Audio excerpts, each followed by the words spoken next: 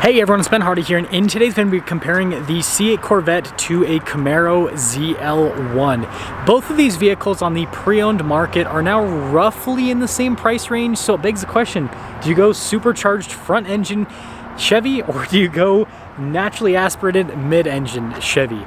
Before we get in this video, I want to give a huge shout out and thank you to the Land Rover here in Lehigh for giving me some time with both of these cars. They obviously sell the new Land Rover product, but they also get a ton of cool trade-ins like both of these cars, so it's always worth checking out their pre-owned inventory. I'll include a link to it in the description down below. If you have any questions, just ask for Jordan. And then on a side note, if you want to save time and money the next time you purchase a car, link to my car buying guide in the description down below. Let's get into it.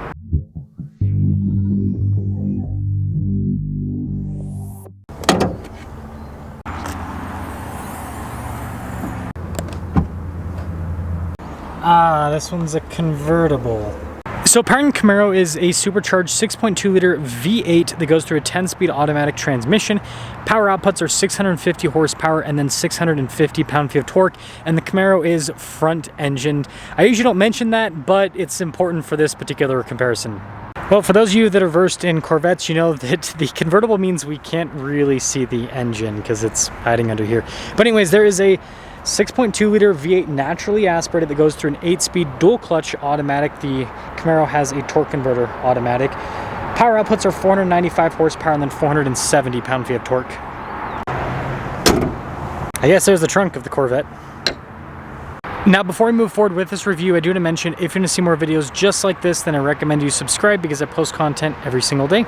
Now, when it comes to just pure aggression, I would definitely say the ZL1 looks quite a bit more aggressive than the Corvette, and a big part of that is just how big the openings are on the front end, and then obviously that over the supercharger adds to the aggressive appearance with the ZL1.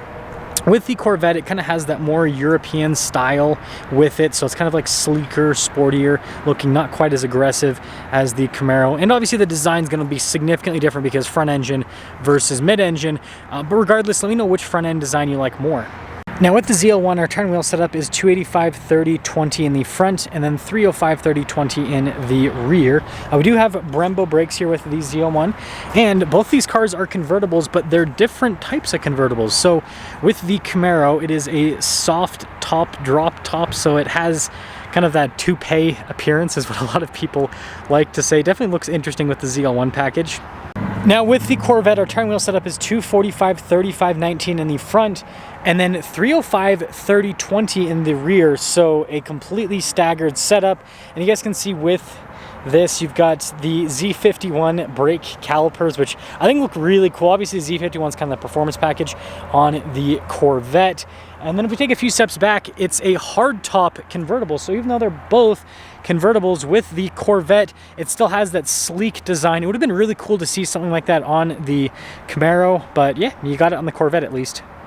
Now, taking a look at the key fobs, notice the functionality is very similar on both of them. They both have functions to open up the trunks, and they got remote start, and they got the top drop function.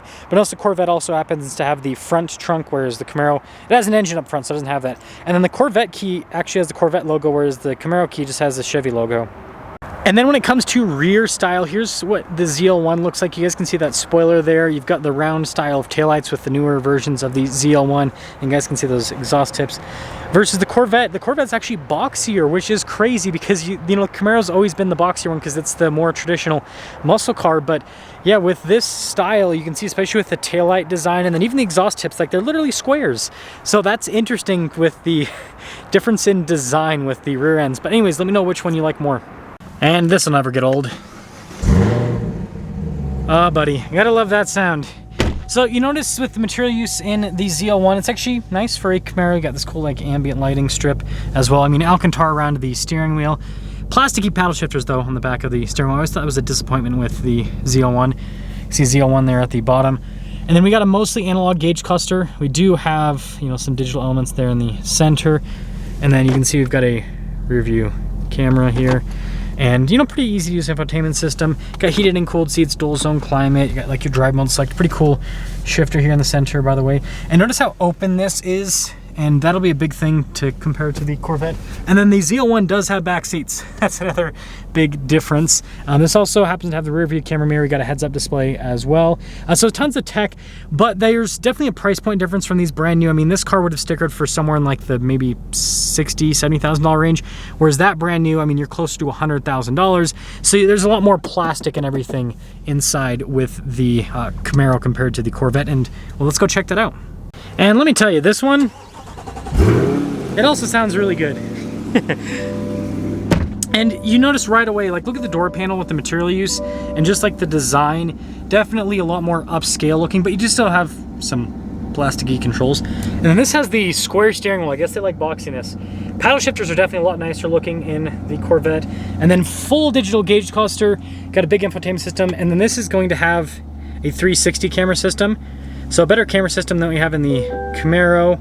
And then you got drive modes just like the Camaro. But notice everything's faced towards the driver, so the passenger in the Corvette feels a lot more isolated compared to the Camaro, and there's obviously no back seats in the Corvette. But yeah, I mean, look at the dash with the material use. I got a heads-up display. This also happens to have a camera rear view mirror with it. And yeah, so this interior, definitely, it feels tighter, even though like actual space wise, at least in the front passenger area, the cabin, it doesn't feel that, it's actually not that much different in terms of the size, but because of how everything's faced towards the driver, it makes it shrink around you a little bit. Now, I kind of already mentioned pricing, but just to give you guys like a real perspective on pricing, the craziest version of the ZL1 would be the 1LE version, and those, you know, sticker in the $70,000 range, whereas $70,000, it can buy you a C8 Corvette, but it's not going to be a crazy top-line version of the Corvette. It's going to be kind of like a, you know, you got some options with the new C8 Corvette, especially after the recent price increases with those. But anyways, with that being said, let's take out both of these cars and let's see which one drives the best.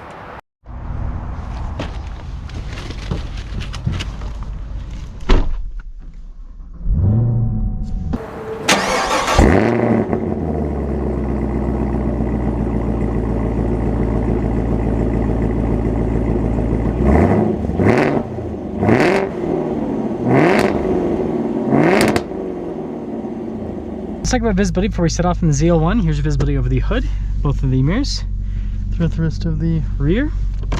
And, well, ZL1 away. This is so weird to me because I don't, like on this channel, I mostly film, you know, SUVs and trucks, because that's just most of the cars that are getting built. But it seems like this week it's been a lot of sports cars, which the other weird part is it's January, right?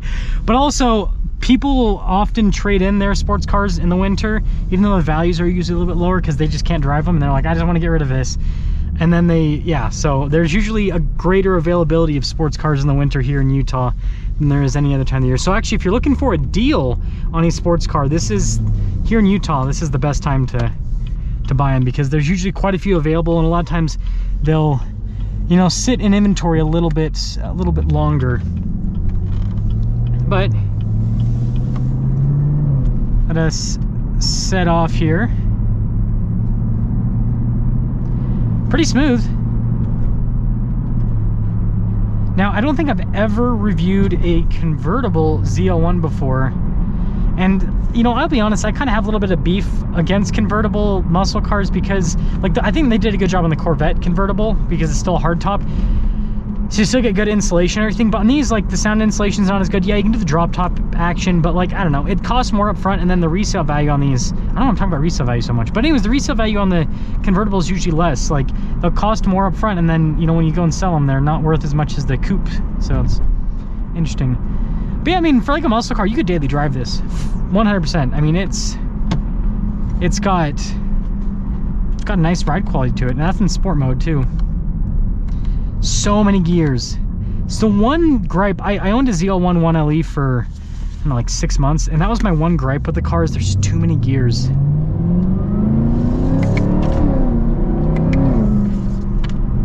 I didn't even go into it that far, and of course the papers fall off the dash. But yeah, I'm taking it a little bit easy because it's not exactly warm outside today. Yeah, 36 degrees. This has performance tires, so we're gonna take it easy. But it does have, I'll get like a better acceleration, but this has an insane amount of power. That's the thing about the with the ZL1 is, I mean, you know, you hear like, oh, Hellcat has over 700, GT500 has, you know, 760. It's like, oh, those are, you know, this is underpowered. And let me tell you, it's not underpowered. Those things are crazy, but this thing's also crazy. And just the burbles you get out of the exhaust, such a cool sound. Such a cool sound. Random amount of traffic. I guess everyone's going to lunch. That makes sense. Yeah, I'm actually pretty impressed with the damping. Again, usually convertibles are not as rigid as the coupes, and you can feel that with this car. It's not quite as rigid, but it's not bad. I guess we'll roll down the windows a little bit so you guys can kind of hear the exhaust a little better. Yeah, there's so many cars. Like, there's usually never traffic here. That's why it's so bewildering to me. So bewildering. Okay.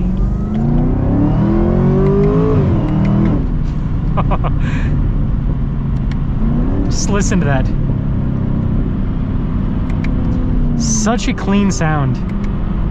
Such a clean sound. Yeah, and this, I mean, even though, again, this is a convertible, it's not as rigid, it's still, like, it basically has no body roll. Like, listen to that.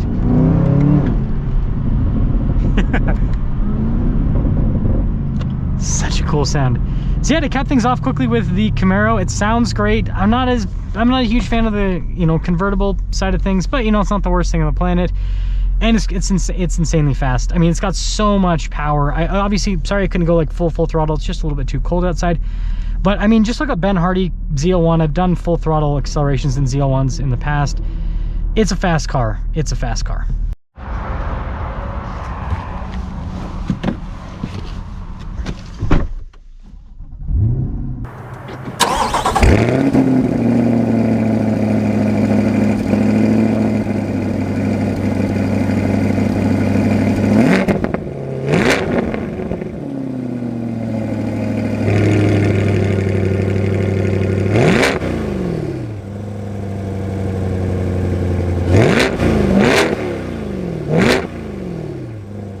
Well, let's talk about visibility before we set off. Here's your visibility of the hood, both the mirrors, and the rest of the rear, and let us set off in the Corvette. So quick note, I'm using this for my Corvette versus Camaro video, this driving, and then I'm also using it for my Corvette review. So basically the Corvette review will end, and then if you're watching the comparison, there'll be a little bit more video at the after, or at the end portion, if that makes sense, where I'll kind of sum things up with the comparison stuff.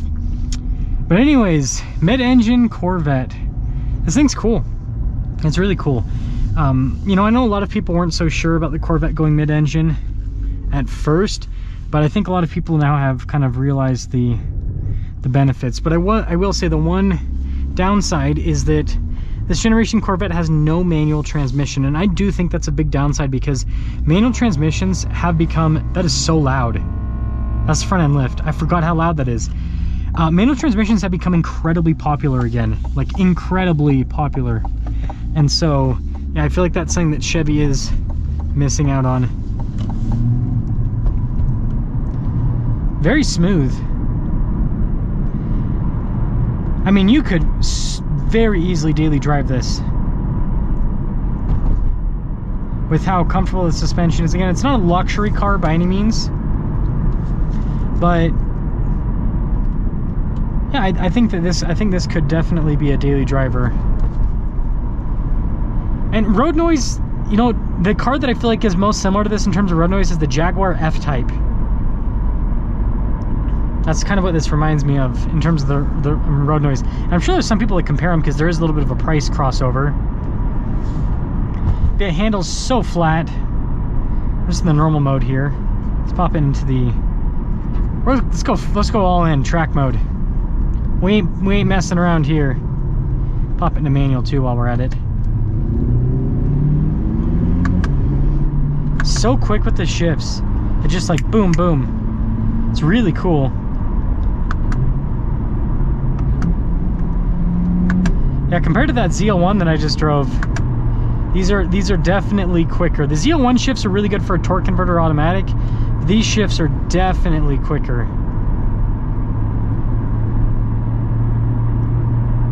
Yeah, even in the track mode, the suspension's very compliant. It's kind of interesting, right? Wouldn't necessarily expect that. Look at that. That's just, it's so quick. But I will say it's interesting, you know, the feel. You definitely, you feel like you have an exotic kind of handling, but then a muscle car engine. It's almost like they don't match up too well in a way. I will say the clearance on this is a lot better than I expected. I didn't even have to use the front end lift there. Still a nice thing to have, obviously, but yeah, it's interesting. Okay, see how this accelerates. Interesting. It feels like the engine doesn't feel quite as punchy as the ZL1's engine, but in terms of like the rate of acceleration, it feels pretty dang similar. Which, if you look at the 0 to 60 times, that kind of makes quite a bit of sense. So quick, and it puts down the power way better than the ZL1, that's for sure. I think that's the biggest reason why the accelerations are so similar. And this would actually, I think this actually has a faster 0 to 60 time, is because this just puts down the power much better than the ZL1. So to cap things off here with the Corvette, for the Corvette review, I suppose, I think it looks great on the outside. It drives really well. The engine, I mean, for the, it's such a weird engine for such an exotic looking and feeling car from a handling perspective, and, yeah, and all that. So interesting. Anyways, see you guys if you're in the Corvette review, and if you are watching the review of this compared to the ZL1, here's what I have to say is this is more of like a, it's more of like a track weapon. Well, that's not a good way to put it. I think the best way to put it is this feels more precise. Like, I think that you could be a worse driver and still be able to like push this pretty hard. The Camaro, you know, it's easier to find the limit in that, in terms, well, I shouldn't say easier, but like you can find the limit a lot quicker, especially with traction. So the Camaro is more exciting to drive.